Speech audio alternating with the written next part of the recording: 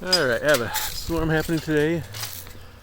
I was testing out an idea of a butcher box, which butcher box doesn't seem all that appealing.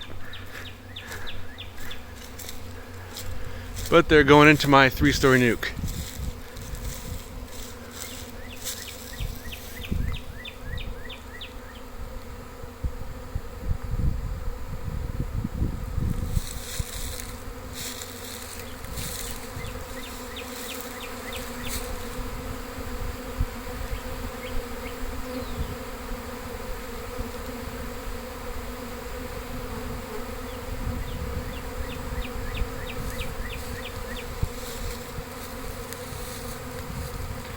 So the idea, as soon as they're all moved in, to go ahead and get the box moved immediately to their new location.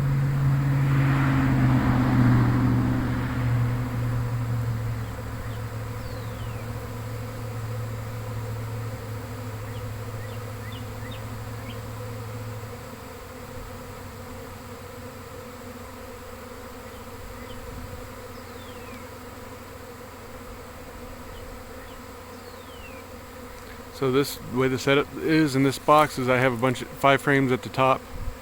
The 2 boxes on the beneath the green box are empty.